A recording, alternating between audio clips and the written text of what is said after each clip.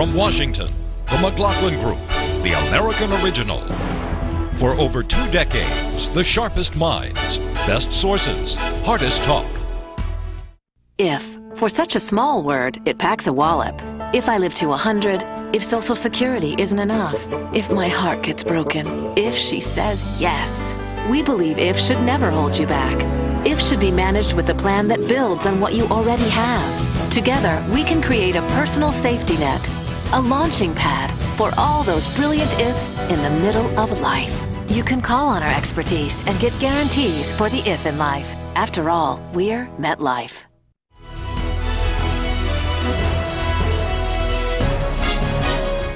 Issue 1, Reaganomics or Obamonomics? The American people want to know if it's still possible for Washington to look out for their interests and their future. They are waiting for us to act. They are waiting for us to lead. Like President Obama, President Ronald Reagan, whom President Obama singles out as, quote, changing the trajectory of America, unquote, entered his first term during a steep recession. Like Reagan, Obama's initial popularity has plummeted in the face of high unemployment and economic malaise. And like Reagan, Obama's party faces steep losses in the coming midterm elections. But there's one major difference between President Reagan and President Obama. In Reagan's first year in office, he implemented a coherent 4-part program for economic recovery. Part 1, curb double-digit inflation. Reagan appointed Paul Volcker, Federal Reserve Chairman, with the mandate to kill inflation, even at the price of high interest rates. Part 2, cut taxes to create jobs. Reagan pushed the Kemp-Roth tax rate cuts for individuals and businesses to jumpstart private sector job creation. Part 3, get the government off businesses' back. Reagan slashed thousands of federal regulations to take the burden off business and promote growth. Part 4, freeze federal spending. Reagan reined in the federal budget through hiring freezes and cuts in discretionary spending. Collectively, these measures, which were in place by the end of Reagan's first year, were dubbed Reaganomics. Over the following 2 years, they generated 7 million new private sector jobs. Reagan spoke to the success of his program during his second inaugural address in 1985. 4 years ago, I spoke to you of a new beginning, and we have accomplished that. Tax rates have been reduced, inflation cut dramatically, and more people are employed than ever before in our history. Question. President Obama last year produced a stimulus bill to relieve the economic crisis. It pumped $787 billion into the economy. This year, a $15 billion jobs bill was passed thanks to what Mr. Obama. Does this add up to a comprehensive economic recovery program a la Reagan? Pat Buchanan. Oh, John, first, Carter appointed Volcker the first time. But he was influenced to do so by Reagan. Reagan reappointed him. Second, Reagan did do some very heavy spending on national defense, 600-ship Navy, cruise missiles, Pershing missiles, MX missiles, tanks, and all that. But the main difference between Obama and the President Reagan is Reagan bet the ranch, everything, on tax cuts across the board for individuals, capital gains tax cuts, corporate tax cuts. In other words, he bet on the private sector to rescue the American economy, and it worked. After a couple of years, it worked. Obama's $787 billion, enormous amounts of that went to state governments, local governments, make work jobs, things like that. It was, for some of us, it was the wrong prescription. It was 6% of GDP, but it was a mistake, I think, the way he structured it. But we're going to find out. One of them ran a conservative Keynesian policy, the other a liberal Keynesian policy. Do you agree with that? No, there's some revisionist thinking going on here. Reaganomics did not work, certainly not the first 2 years. When the midterm elections were held during Reagan's tenure, unemployment was at 10.8%. Now, I will grant that with the force of his personality and the conviction and the confidence that he projected. He kept Americans believing in him, and that's where I think President Obama has failed. This president inherited an economic situation far worse than what Reagan had, because this was a meltdown of the financial system, and he has brought the economy back from the brink. The stimulus bill and the other programs, health care, ushering in a new green economy, they've been interpreted by his critics as all these individual government takeovers. He has failed in projecting a narrative of how he's trying to rebuild this country. There you have it. With Reagan, it was not economics, it was personality. Do you agree with that? No, I totally disagree with that. Look, you quoted then-candidate Obama, January of '08, saying that President Reagan changed the trajectory of America. He said he set us on a fundamentally different path. I think Obama sees himself in the Reagan model, only with a 180-degree different kind of political and economic philosophy. And that is that Reagan wanted to limit the size of government and to reduce the dependency that Americans had on the government. Obama is the exact opposite. Obama seeks to expand government and also to increase the base of people dependent on it. And when you ask whether he has a coherent strategy, I do think he does, John. Economically, nothing he has done has worked. The stimulus, the jobs bill, nothing has worked. But when you look at his rather coherent vision of expanding government, it does involve health care, this massive $2.5 trillion new entitlement, and also energy. Those are the two cornerstones, cap and trade and healthcare. Because if he was able to get those things done, that would mean an expansion of government that could not be repealed. That kind of modern liberal project, that's what he's all about. Was there a tax difference between the two? Well, of course. Look, President Reagan, as Pat pointed out, he was all about tax cuts, putting money back into the hands of the American people so that they could grow jobs, the economy could prosper. Barack Obama is all about government solutions and acquiring as much of your own private property through taxes and through grabbing more of your economic freedom to the government, and having the government then control your life and control as many of the individual decisions. Clandestine subsidies within his program? Oh, there are subsidies all over the place, John. You know, this is like this. I just want to say one thing. This is like this little conversation here of just burying Obama and resurrecting Reagan. And forgetting what happened to the economy. Go for it more. Thank you. You want Look, to pick up the critical thing By the about way, what welcome. Thank you very much. Glad to see that you came to your senses. The balloon deflated. You handled it beautifully. Well, thank you very much. I really appreciate it. Mort is not going to run for the United States Senate. I'll get back to that at some other year. But for the moment, let me just talk about what Reagan did. Reagan supported Paul Volcker. Paul Volcker raised interest rates to 20%. It broke the back of inflation and started us on what is called the Great Moderation, which lasted for 25 years without inflation. It was a huge, huge impact and a huge thing. And that's why the unemployment rate went to 10.8%, because he was willing to do what it took to break the back of inflation. That took under Carter. It was an extraordinary accomplishment that a president would back the head of the Federal Reserve to do that, okay? He took the political heat. Now, he did have a program, without question, of limiting government, lowering taxes, which were much higher in relation to income than they are today by far. So I think it did work. He had a different set of circumstances. I think, if I may say, there were two problems that we had to deal with today. One is the financial system, which I believe Bernanke was the one who basically saved it through unique ways and original ways of getting liquidity into the financial system. It wasn't a perfect solution, but it was the best we had.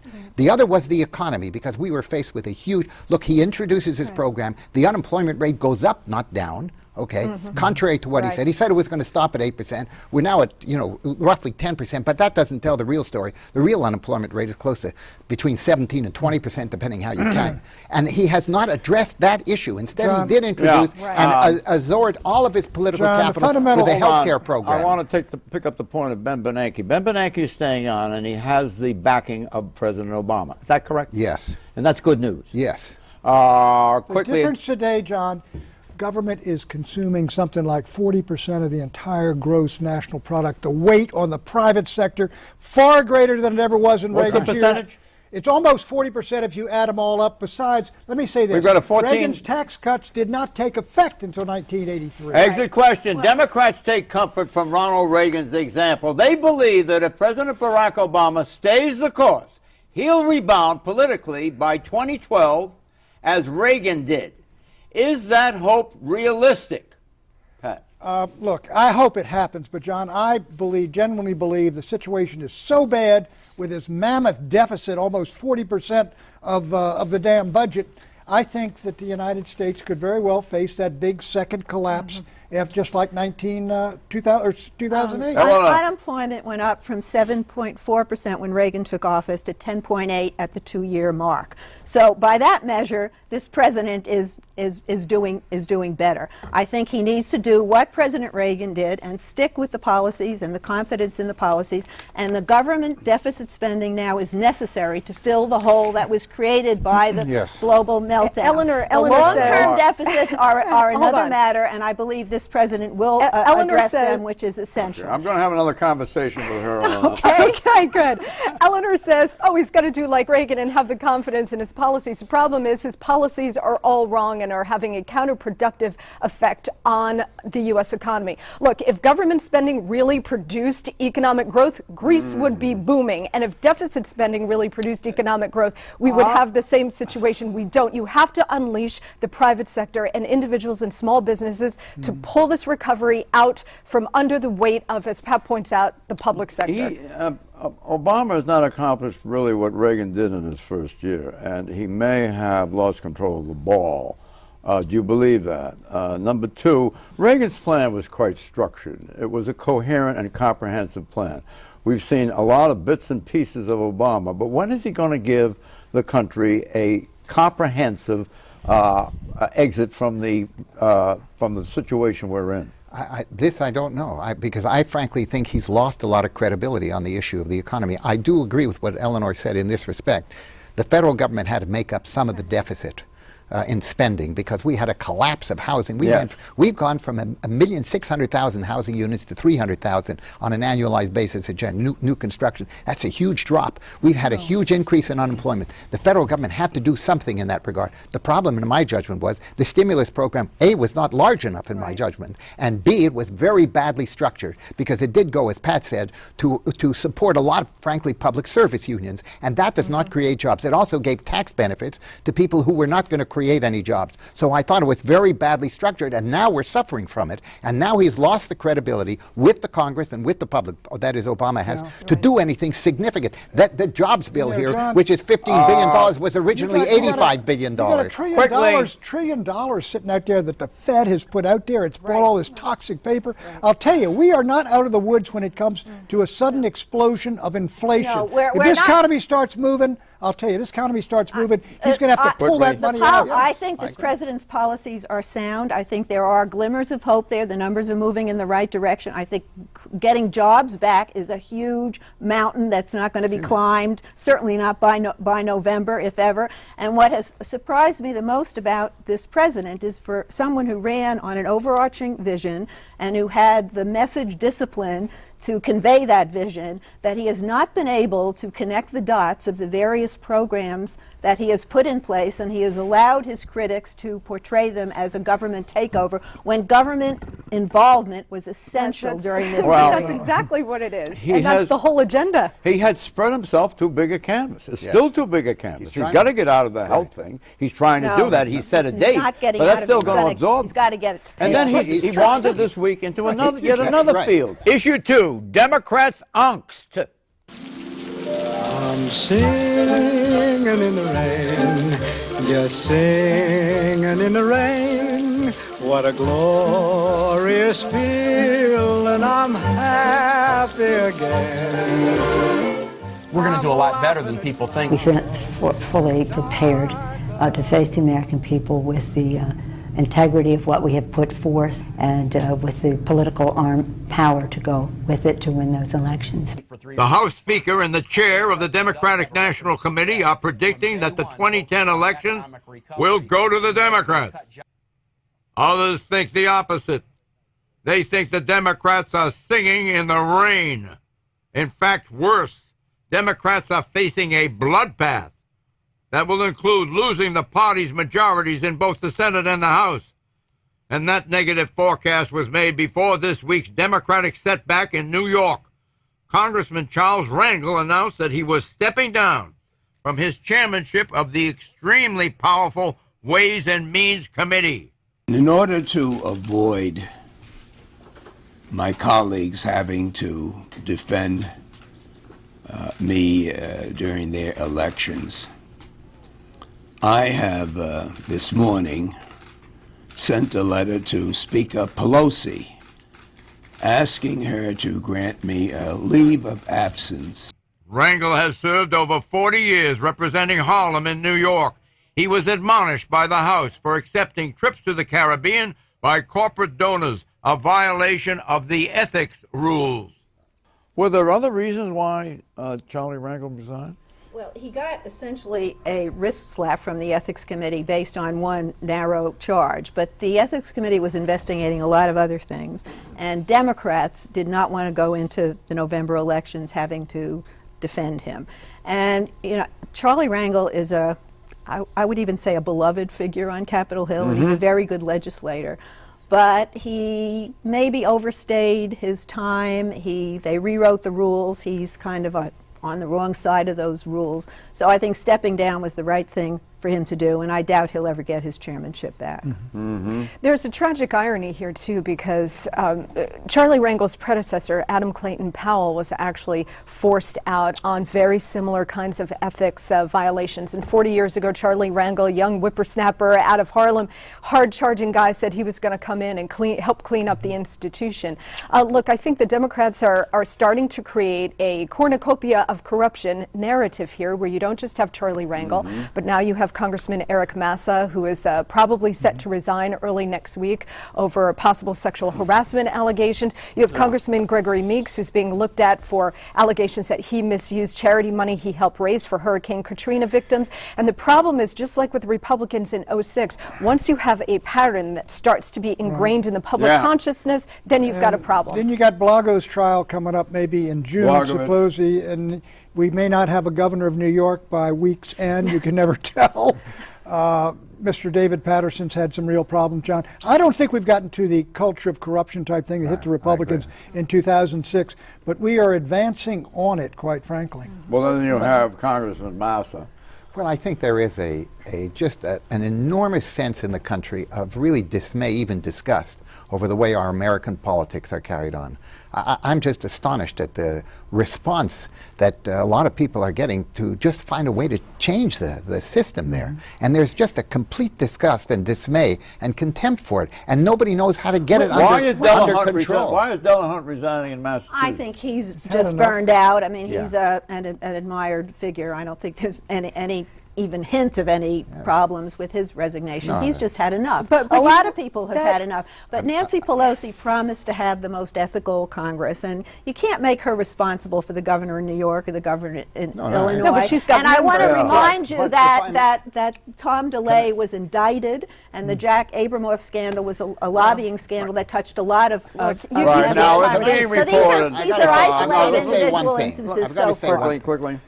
The sense of political corruption and the way the health bill was managed is what disgusted it's not just personal corruption, it's political corruption. Buying and selling votes. You know, and you can't excuse bad behavior by citing other bad behavior. The American people are not going to take that. And based on what Mort just said, I think he's right. And that helps to explain the huge anti-incumbency feeling in America. Democrats are going to bear the brunt of it. But Congressman Massa is resigning on Monday, it appears. Will that stop the bleeding? No. No, I think, again, if this kind of drip continues, that nobody's heard of. If the drip John, the continues country for the wants Democrats, to be rid. John, the country wants to be rid of the entire Congress of the United States. Its approval rating is somewhere between 11 and 18%. Democrats control both houses, and therefore they're the ones that are going to take the brunt of this anti-incumbent feeling because it's anti-democratic as of now. Hope springs eternal. They'll pass health care, and the insurance companies won't be able to toss you off. And they will. Exit question. People will love Obama. So where do you come down on this? Are the Democrats in deep trouble? Deep poop? Are they singing in the rain? Is it raining on them, cats and dogs? I think any honest Democrat's expecting a real bloody wipeout this fall. The only question is whether they lose one or both houses. Well, President Reagan lost 26 seats in the House. He didn't lose any seats in the Senate. He's That on was Mount a very Rushmore. good midterm. If the Democrats can contain the damage to that, it'll be a very good year. There are 100 seats in the House that the Democrats are in real trouble on. And there are many seats in the Senate. I tell you, if they get the Republicans and the independents in New York get a decent candidate, they'll carry New York and about 8 or 9 other states. So I think they'll definitely lose the House, and they very well may lose the Senate. There are 3 big things mitigating against the Democrats this year. Number 1, the anti-incumbency wave. Number 2, the economy, which still looks pretty grim. And number 3, the Democrats seem intent on flying this healthcare kamikaze mission. Mitigating? You mean exacerbating? Exacerbating, I'm sorry, yes. Okay. Exacerbating the Democrats' problems. Healthcare is mitigating. I think the Democrats are in the deepest trouble they've been in decades, and I don't see how they get out of it, in part and mostly because you're going to have a terrible jobs number for the rest of the year, and a major, this is going to be my prediction, housing prices are going to continue to decline. They're not singing in the rain, they're singing in a hurricane. If they were drinking, this would be a hurricane party. Issue 3, California screaming. No matter what you do, you cannot turn around from one day to the next the world economy.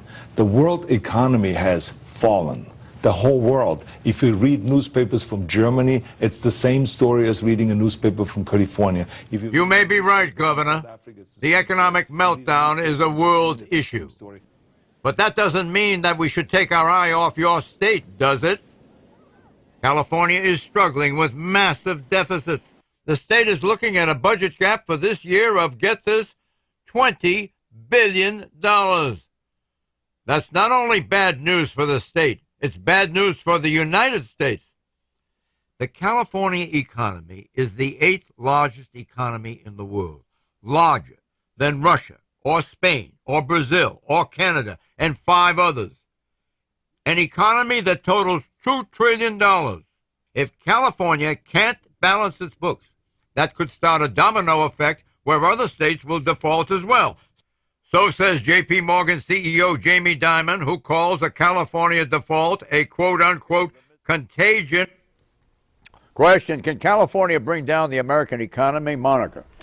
Well, it certainly can have a huge detrimental effect on the U.S. economy. It's a huge part of the U.S. economy. But look, I mean, what we have seen over the past couple of years is California really sinking deep into the abyss. And in fact, last year they papered over the budget deficit with all of these different gimmicks that are all expiring this year. And so now they've got to come up with a new way to try to plug that $20 billion hole. The other part of this is over the last couple of decades, they don't have the money. I thought they did have the money. The problem here is that over the last couple of decades, California, with a heavy tax and regulatory burden, has driven a lot of very high revenue sources out of the state, from individuals to small businesses to big businesses. I have it right here that California has the money to pay its bonds. What about that? No, it does not. And if California, it's not going to default on its bonds, but if it did, it would have really a domino effect on other weak states. Their bonds would be very tough to sell, and you'd raise interest rates. California's problem is this, John. It's on a treadmill downwards. Each year, its budget's out of balance. They have to chop spending. You see these demonstrations out at the campuses. They're going to have to keep it up year after year after year. More and more, illegal aliens come into the state who drain off money, and taxpayers are leaving the state, businesses leaving the state. I don't know how they pull out of it, John. Well, they have a dysfunctional government. They have put all of these initiatives on the ballots. Many of them have put the legislature into a straitjacket. You can't raise money anywhere without 67 votes, I think. Two-thirds, exactly. And it's very difficult to govern there. And I think Arnold Schwarzenegger, his approval rating is now quite low. He's tried to do some good things, but he's been hamstrung. And we have to. You really do have to ask whether the government that is in place there can function. Okay, which economic crisis will have the more serious impact? California's $20 billion budget deficit and its impact on the United States, or Greece's $300 billion budget deficit and its impact on the European community, the EC? Well, California is worse, and it's worse because of the United States. It is our Greece. The problem is while Greece can separate itself from the EC, California can't. Question, is Buckner right, or is he wrong, Mort? No, he's wrong, in part because what California is going through is what virtually every state and local community in America is going through. And we are looking at a $250 to $300 billion budget deficit across the country for these communities. It's very counter-cyclical. Everybody's going to have to struggle how to meet this. It's going to be a depressant on the entire national economy. And we are in very serious trouble because there's no way that the federal government can bail them out. Greece can be bailed out and will be bailed out by Germany and some of the other... The problem with Greece is that it's not only Greece. If Greece goes, they're after Spain, they're after Portugal, they're after Italy, the so-called pigs, and all of them will start down. I'll tell you what it's going to do, John. It could break apart not the European Union, but the European Monetary Union, because Greece will have to get out from under it, get rid of that, and go back to their local currency, basically, and then inflate, get out of it. California is the victim of the global downturn. Yes or no? No, well, it depends upon trade with Asian countries. To some extent, but that's not the real reason why California is in so much trouble. And we have a couple of states, including Indiana, under Mitch Daniels' leadership, actually having a budget surplus. Yeah, Arnold Schwarzenegger says that his budget director is on a suicide watch. Well, I want to know about the impact of the global trade, it has had some effect on California. More without so a question. than on other states in the Yes, Union. because they're a big importer from Asia in particular, and exporter, so it's a big part of their economy. Arnold Schwarzenegger's political career over? Yes. It is? Yes, absolutely. Force prediction. Will Iran be subject to crippling sanctions by the UN? Yes or no? No way crippling sanctions, and maybe not even any sanctions. Eleanor? I think the Obama administration is pushing hard on that, so I'll give it a yes. I say no. Russia, China, Turkey, Brazil, and Lebanon all oppose it. Much tougher sanctions, but not crippling sanctions. Not crippling sanctions, but face-saving sanctions. Don't forget to check out our new website and follow us on Facebook and Twitter. Twitter away. Bye-bye.